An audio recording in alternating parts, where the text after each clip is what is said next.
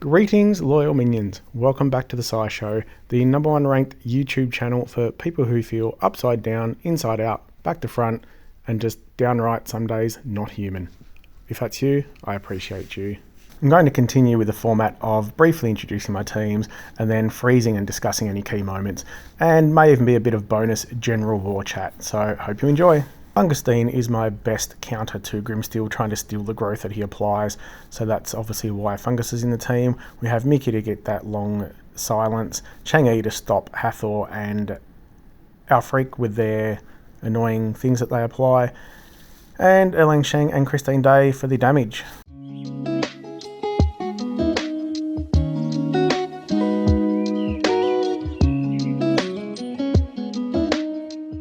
Whatever what you want to see on an opening board, my thought here is to pump tiles into Grimsteel. He's only healing, he's not overhealing. Yes, his growth is annoying, but I can at some point hopefully steal that. So it's basically just dump tiles into him to see if I can get something working.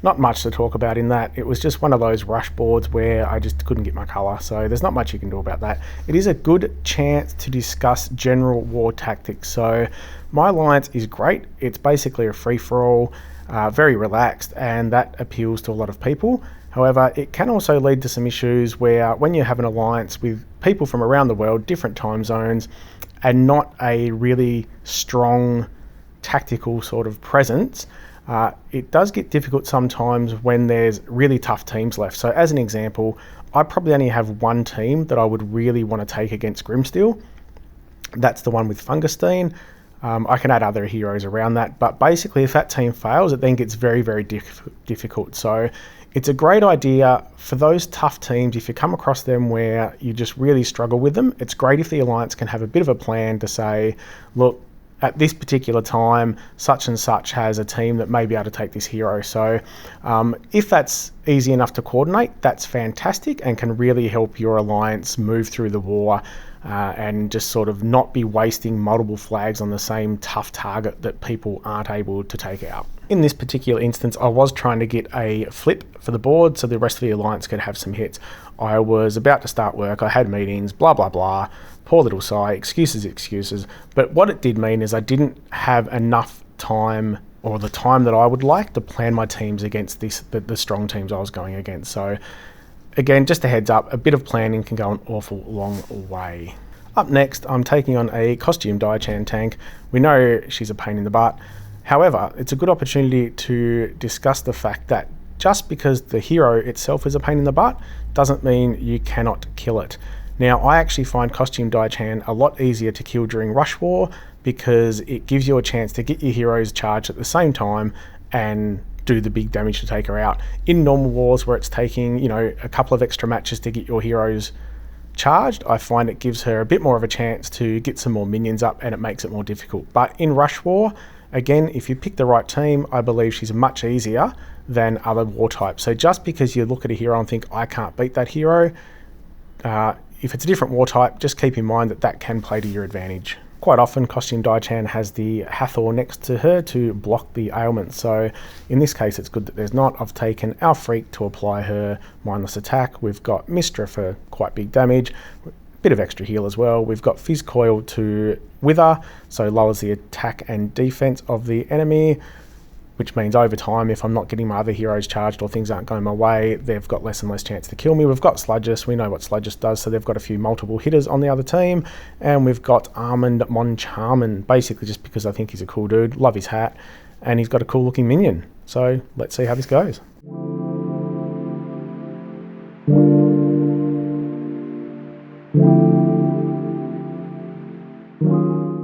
The somewhat obvious move here is to take another yellow match to get my Sludgers charged and get that up and running. However, being so early in the battle, knowing that Costume Diochan can't do much damage, will just, you know, she doesn't overheal, and the fact that their other heroes aren't charged means Sludgers would be slightly wasted, so I take the opportunity to make a few moves to start charging my other heroes, ready to fire them all at once.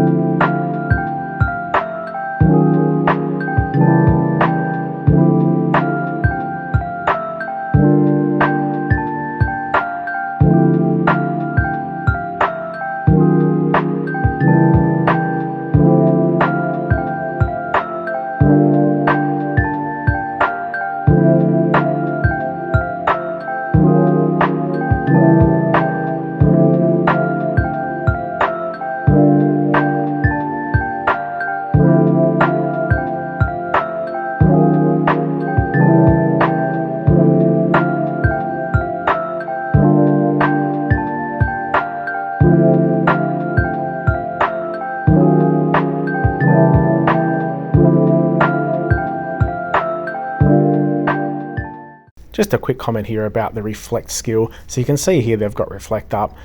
It can be a tough choice sometimes as to whether you fire your heroes whilst reflect is up. It's just a matter of trying to figure out if they're going to die, or even if they do die, whether you may be able to kill 2 or 3 of their heroes, especially in Rush War where that gives you a ghosting lane and you can quickly fire other heroes. In this case, with full health, I was pretty safe that I wasn't going to completely kill myself.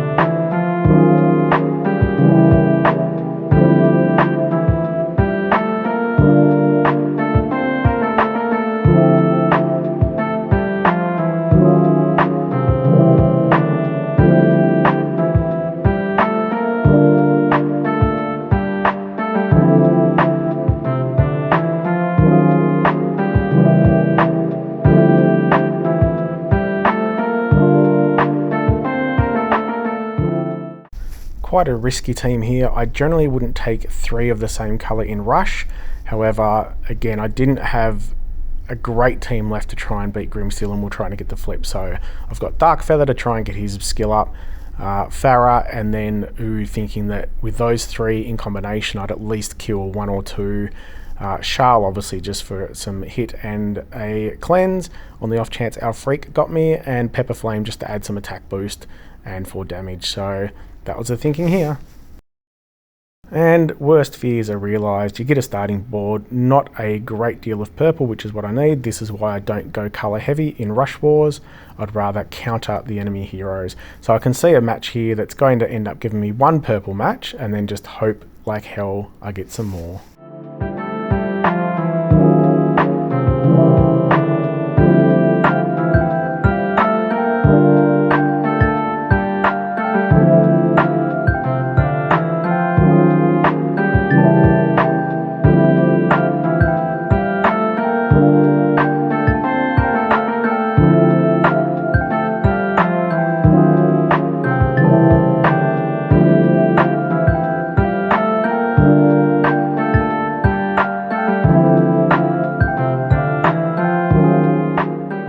Now, I've decided to hold here. That can be risky, however, based on the fact I've got blind and I've only got 2 heroes charged, I knew I wasn't going to kill anyone and Grimsteel would probably just heal back up. So that's why I've held off. Just didn't want to waste them, hoping that I could get some sort of combo, maybe get a purple and get my heroes all charged at once, in which case I could do some damage. And also keep Charles just in case our freak fires and hits some other people. It was just a bit of a hedging your bets type situation.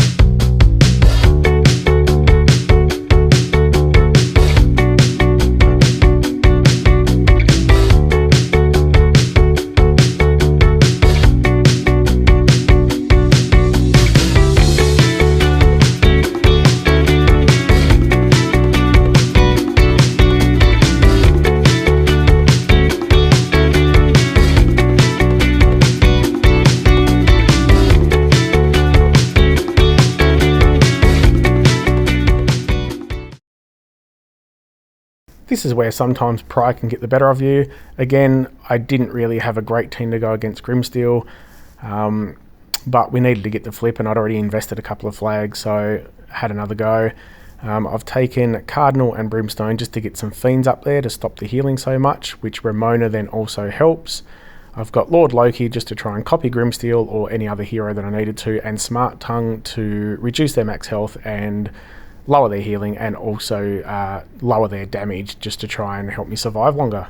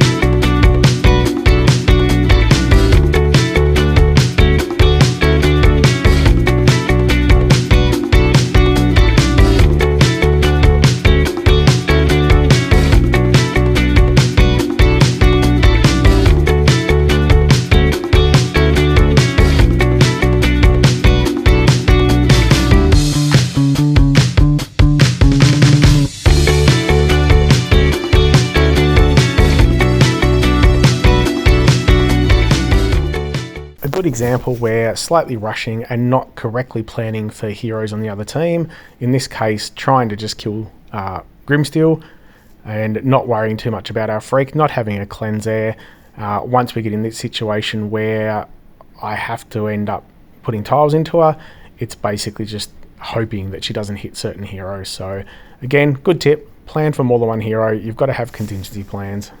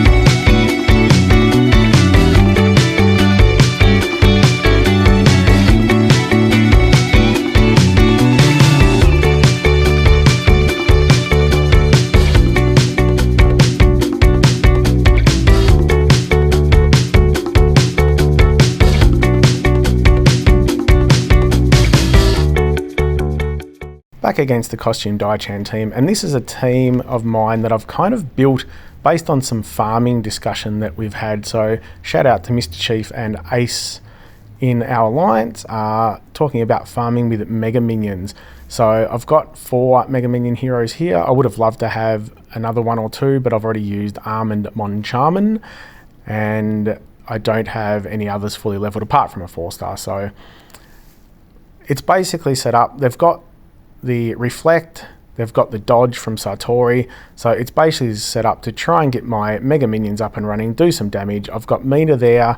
It is slightly risky knowing that costume Diochan's minions can steal her buff, but it's basically just to use after I've fired everyone else, and I can then impact their team by stopping them from firing again.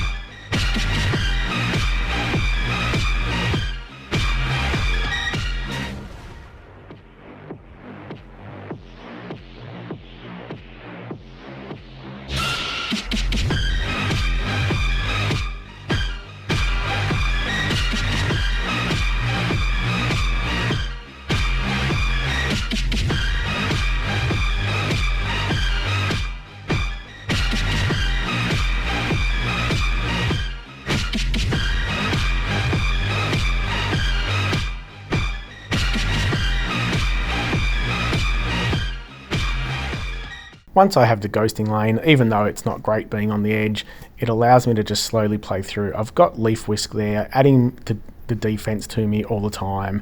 I've got the mega minions and I've got heals, so it's just a matter of slowly taking target by target, avoiding their Reflect if I need to, and just trying to hammer down Diochan's heals and those minions to get to the point where I can kill them off.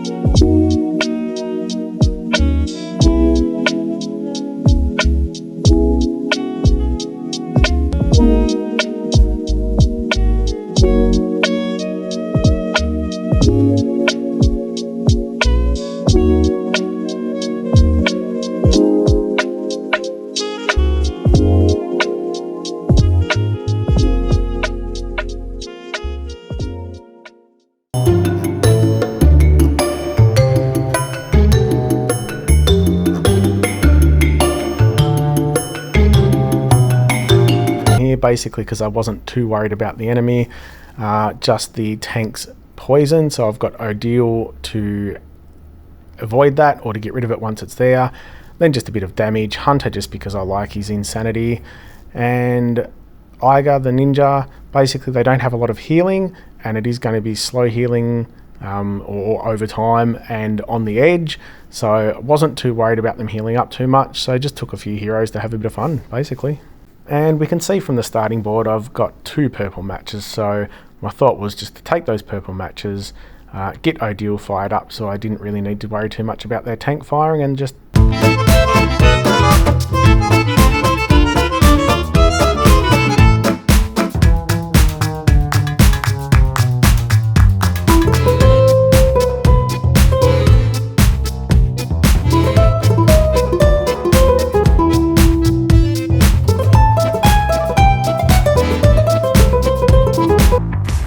interesting moment to note here. I was a little bit worried actually, because I fired Hunter thinking, oh yeah, it's going to get the kill, going to get insanity on those heroes next to it. And then we had the revive, and I was slightly worried for a moment that it wasn't going to inflict the insanity, but as we can see, it did.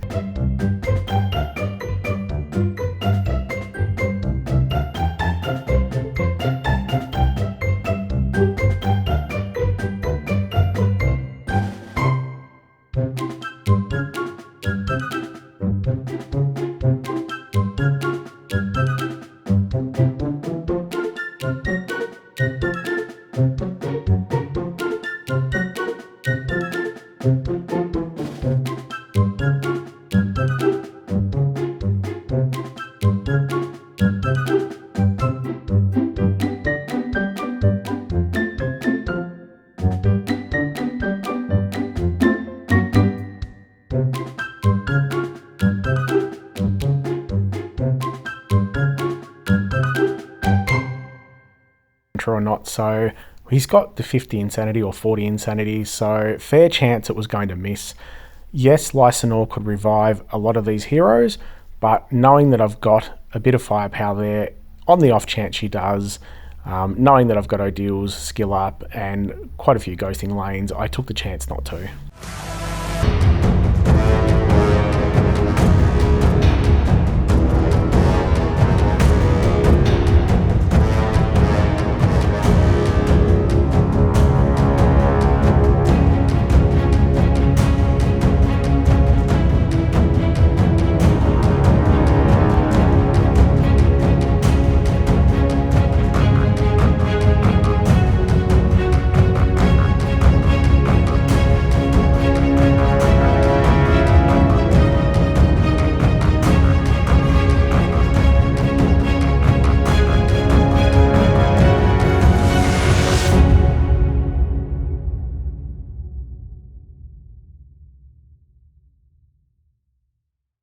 As a new channel, I really do need that love and support to keep the motivation going, keep the channel growing, and take this thing beyond the horizon. So gently caress that subscribe button, give your kitty a little scritch for me, and have a good one.